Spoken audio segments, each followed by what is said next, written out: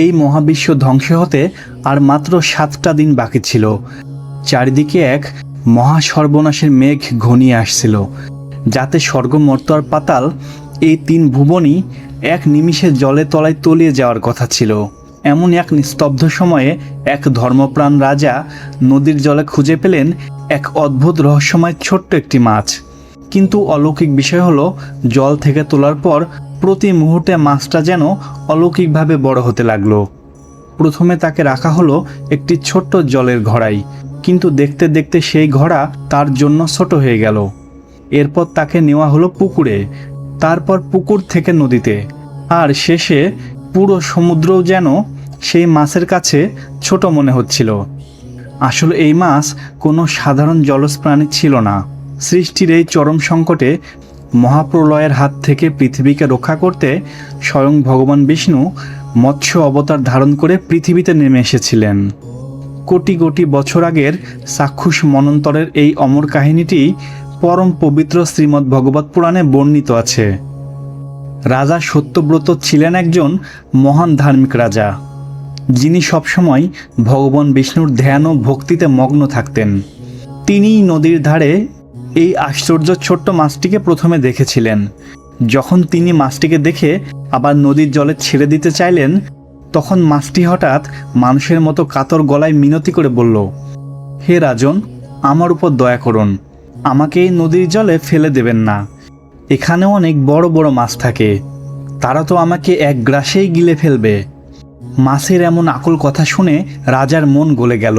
তিনি পরম স্নেহে বললেন, হে ছোট্ট বন্ধু, তুমি ভয় পেও না, আমি অবশ্যই তোমাকে রক্ষা করব। সেই ছোট্ট মাছটি যে স্বয়ং শ্রীহরির এক দিব্যরূপ, সেটা না জেনেই রাজা সত্যব্রত অত্যন্ত আনন্দের সাথে মাছটিকে রাজপ্রাসাদে নিয়ে এলেন এবং একটা ছোট্ট পাত্রে রেখে বললেন, বন্ধু, এখানে তুমি সম্পূর্ণ নিরাপদ, কেউ তোমার কোনো ক্ষতি করতে পারবে না। কিন্তু তারপর একটা অদ্ভুত ঘটনা ঘটল।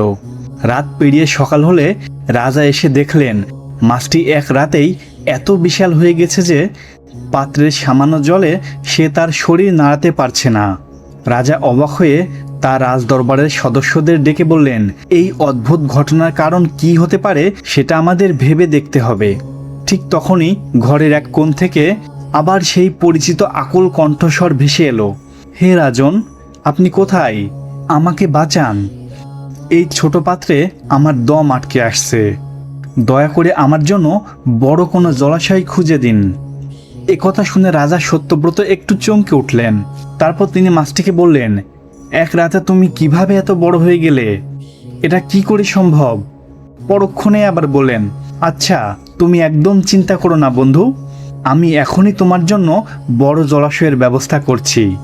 মাছের এই অবিশ্বাস্য রূপান্তরের খবর চারিদিকে ছড়িয়ে পড়তেই রাজদরবারের লোকজন আর রাজ্যের প্রজারা দলে দলে সবাই ছুটে এলো এই অদ্ভুত দৃশ্য দেখার জন্য। সবার চোখে মুখে তখন বিস্ময় আর কৌতূহল।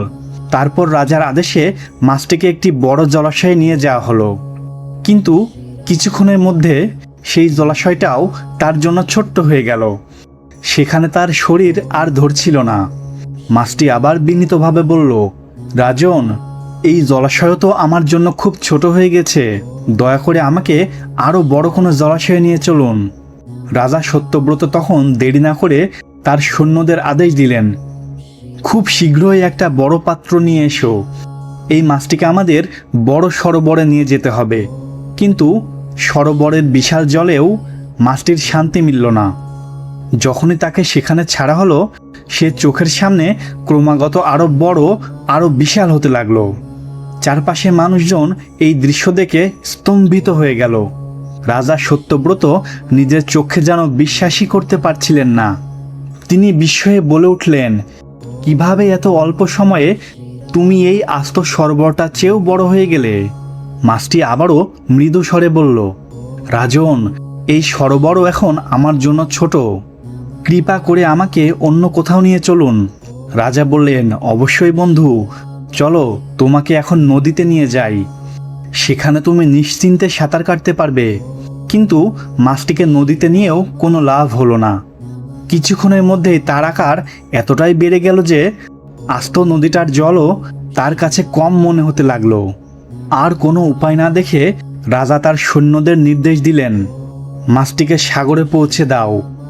সমুদ্রের বুকে যখন মাছটিকে ছাড়া হলো, তখন তার রূপ এতটাই বিশাল হয়ে উঠেছিল যে সাগরের উত্তাল ঢেউয়ের মাঝেও তাকে একটা আস্ত পাহাড়ের মতো দেখাচ্ছিল।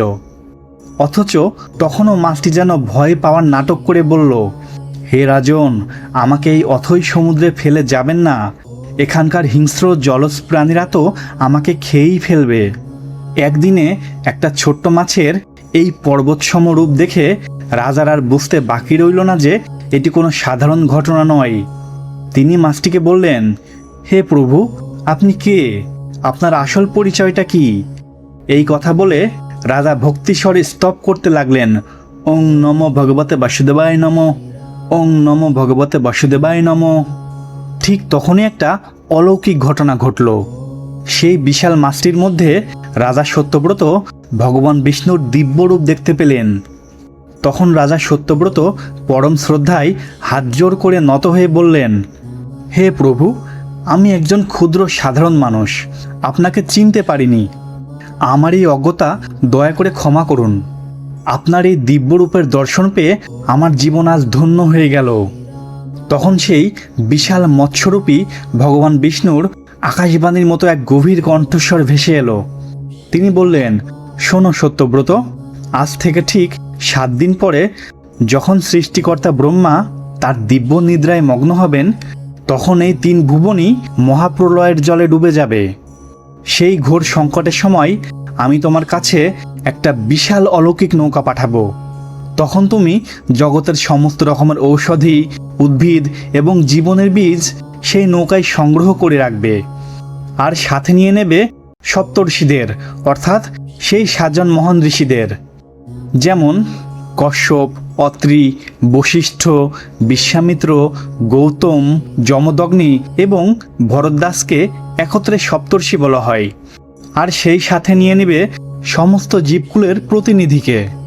যখন প্রলয়ের ভয়ঙ্কর ঝড় তুফান সেই নৌকাটিকে দোলাবে, তখন নাগরাজ বাসুকীকে দড়ি বানিয়ে নৌকাটিকে আমার মাথার শিংয়ের সাথে বেঁধে দিও। প্রলয়ের সেই অন্তহীন অন্ধকারে আমি নিজেই তোমাদের পথ দেখিয়ে নিয়ে চলব, যতক্ষণ না ব্রহ্মার ঘুম ভাঙছে। আর সেই নিশ্ছিদ্র অন্ধকারে মহর্ষিগণের দিব্য তেজই হবে তোমাদের আলোর উৎস।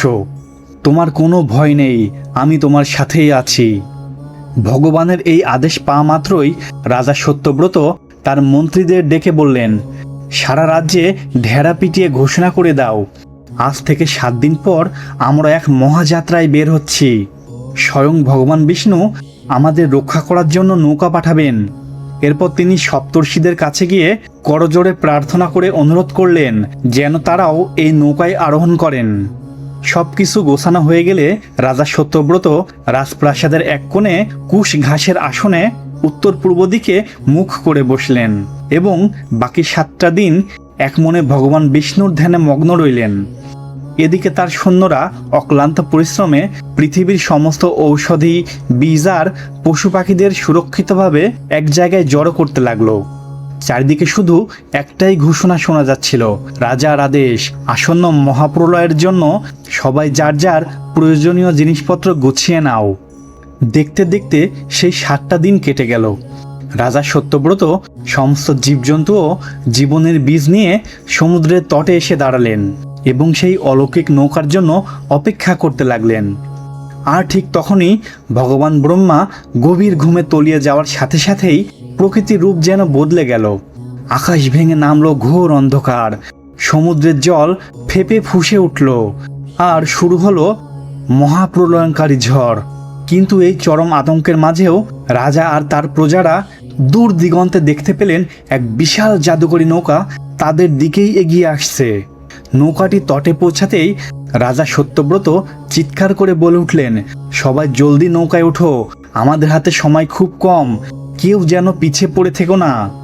সবাই দ্রুত নৌকায় উঠে বসার পর সেই বিশাল তরণী প্রলয়ের উত্তাল ঢেউ চিরে এক অজানা উদ্দেশ্যে রওনা দিল। আর চোখের পলকে রাজা সত্যব্রতের সেই সাধ্যের রাজ্য, তার গৌরবময় প্রাসাদ, সবকিছু সমুদ্রের অতল গভীরে তলিয়ে চিরতরে হারিয়ে গেল। চারিদিকের এই ধ্বংসলীলা দেখে সবাই যখন আতঙ্কিত হয়ে পড়েছিল তখন ঋষিরা রাজাকে বললেন, রাজন, আপনি ভয় পাবেন না, মৎস্যরূপী ভগবান শ্রীহরিকে স্মরণ করুন, একমাত্র তিনি আমাদের এই কালান্তক জলস্রোত থেকে বাঁচাতে পারেন।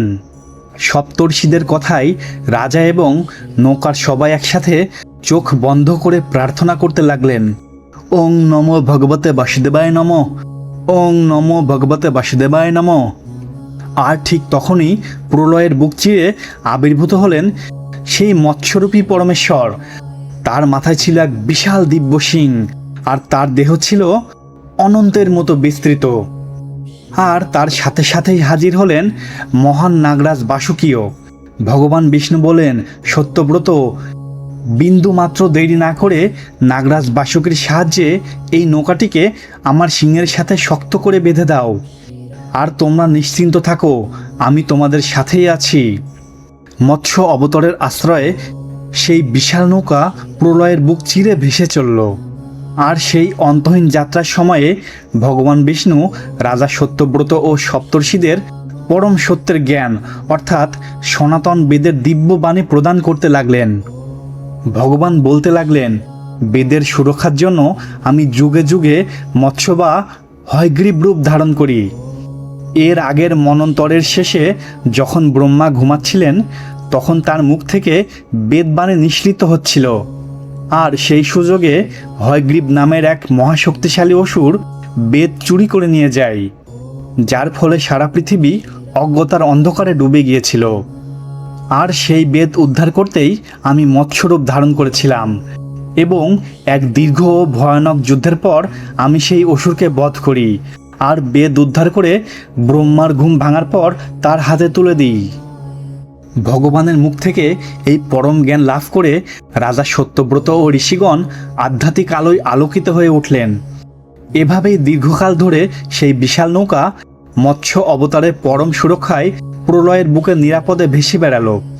অবশেষে সময় হলে সৃষ্টিকর্তা ব্রহ্মার ঘুম ভাঙল, আর তার সাথে সাথেই প্রলয়ের প্রকোপ কমতে শুরু করলো। চারিদিকের জলের স্তর ধীরে ধীরে নিচে নেমে গেল। তখন তারা সবাই অবাক হয়ে দেখল, শান্ত হয়ে আসা সমুদ্রের বুক চিরে জেগে উঠেছে এক নতুন কুমারী ভূমি। সেই নতুন ডাঙায় এসে থমকে দাঁড়ালো মহান নৌকাটি। একে একে সবাই পরম স্বস্তিতে সেই নতুন পৃথিবীর মাটিতে পা রাখল। তখন ভগবান বিষ্ণু রাজা সত্যব্রতকে আশীর্বাদ করে বললেন, হে বীর রাজন, এই নতুন পৃথিবীতে তোমার জীবন শান্তিময় হোক। আজ থেকে তুমি এই নতুন যুগের পথ প্রদর্শক, এবং সূর্যদেব বিবস্বানের পুত্র বৈবস্বত মনু নামে এই জগৎ সংসারে বিখ্যাত হবে। তুমি হবে মানবজাতির পূর্বপুরুষ, এবং এই মহাপ্রলয়ের পর মানব সভ্যতা রক্ষায় তোমাকে অনেক গুরুত্বপূর্ণ ভূমিকা পালন করতে হবে। তারপর চারিদিকে শান্ত বাতাসে প্রতিধ্বনিত হতে লাগলো সেই পরম পবিত্র নাম, হরে কৃষ্ণ কৃষ্ণ কৃষ্ণ হরে হরে, হরে রাম রাম রাম হরে হরে। তারপর থেকেই শুরু হলো মানব সভ্যতার এক নতুন ইতিহাস। বন্ধুরা, আজকের ভিডিওটা এই পর্যন্তই। দেখা হবে আবার পরে কোনো ভিডিওতে। ততক্ষণ পর্যন্ত সবাই অনেক ভালো এবং সুস্থ থাকবেন। আর মৎস্য অবতারের এই কাহিনীটি আপনাদের কেমন লাগলো তা অবশ্যই কমেন্ট বক্সে জানাবেন, এবং এই ভিডিও সম্পর্কে আপনাদের যে কোনো মতামত জানাতে অবশ্যই কমেন্ট করবেন। আর পরবর্তীতে এমন আকর্ষণীয় পৌরাণিক কাহিনী পেতে হলে চ্যানেলটি অবশ্যই সাবস্ক্রাইব করবেন। ধন্যবাদ।